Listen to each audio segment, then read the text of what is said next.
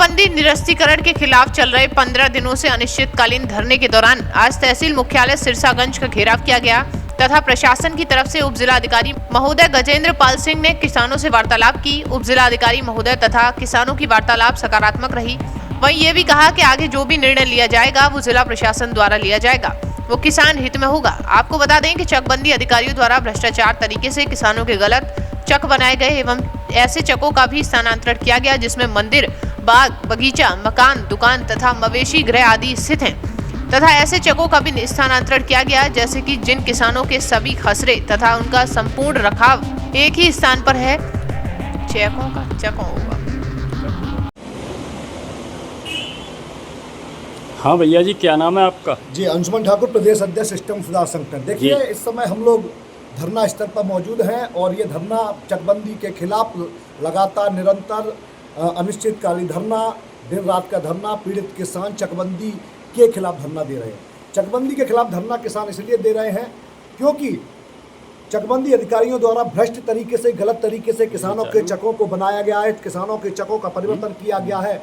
ऐसे चकों का भी परिवर्तन किया गया है जिन किसानों के खसरे एक ही स्थान पर स्थित हैं, उनके सभी रकबे भी एक ही स्थान पर स्थित हैं, फिर भी भ्रष्टाचार के चलते उनके ऐसे चकों का भी स्थानांतरण कर दिया। यहीं तक नहीं रुके चकबंदी के बेईमान अधिकारी, ऐसे चकों का भी स्थानांतरण कर दिया, ऐसे चकों का भी परिवर्तन कर दिया जिसमें मंदिर बना हुआ है, जिसमें बाग बगीचा लगा हुआ है, जिसमें किसान के सिंचाई का ट्यूबवेल लगा हुआ है, जिसमें दुकान बना हुआ है, जिसमें मकान बना हुआ है। आप बता दीजिएगा, जिस किसान का 20 साल पहले मकान बना हो खेत में, क्या और चकबंदी आई है 2009 में और उसका उस खेत में, किसान के खेत में 2008-2005 से मकान बना हो, क्या ऐसे खेतों को, ऐसे चकों का भी परिवर्तन होना संभव है?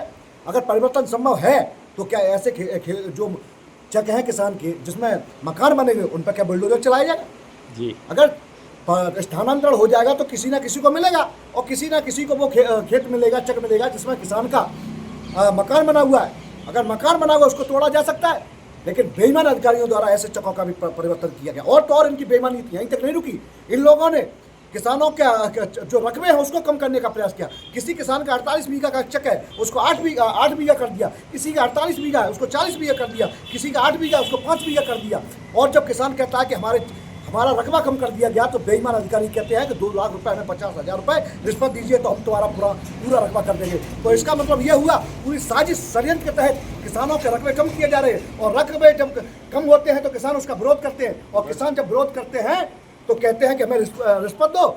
और जो बेईमानी चकबंदी में बरती गई है जिससे किसानों का हक का हनन किया गया है, इसमें किसानों से मैं आक्रोश है और लगातार धरना दे रहा है, ज्ञापन दे रहा है, लेकिन जिला प्रशासन और तहसील प्रशासन के बिल्कुल भी किसानों के धरने को, किसानी को, समस्या को गंभीरता से नहीं लिया। इसी के चलते आज सिस्टम सुधार संगठन और संयुक्त मोर्चा ने तहसील सिरसागंज का घेराव किया और बड़ी संख्या में किसान पहुंचे ट्रैक्टर ट्रॉलियों के साथ, जहां पर उप जिलाधिकारी महोदय ने किसानों से संवाद किया, संपर्क किया, वार्तालाप हुआ। वार्तालाप सफल रहा और उप जिलाधिकारी महोदय ने हम किसानों को आश्वस्त किया कि आज ही 5 बजे हम जिलाधिकारी महोदय से मिलकर आपकी समस्याओं को रूबरू कराएंगे। और उन्होंने 2 दिन का हमको समय लिया है कि शनिवार और रविवार रुकिए, मंडे को हम आपको और पीड़ित किसानों को, धरना किसानों को सकारात्मक मैसेज देते हैं। इसमें मंत्री जी का, माननीय कैबिनेट मंत्री जयवीर सिंह जी का भी बयान है। उन्होंने भी अधिकारियों को निर्देशित किया है, संज्ञान में लिया है इस धरने को, कहा है कि जो भी बेईमानी तरीके से चकबंदी की गई है ऐसी चकबंदी को निरस्त किया जाए। और हम आपसे संयुक्त मोर्चा की तरफ से कह दिया है, यदि चकबंदी निरस्त नहीं होती है तो हम लोग दबरई का, जिला मुख्यालय दबरई का घेराव करेंगे और ट्रैक्टर मार्च करेंगे, जिसकी जिम्मेदारी तहसील प्रशासन सिरसागंज और जिला प्रशासन फिरोजाबाद की होगी। धन्यवाद। इंकलाब जिंदाबाद।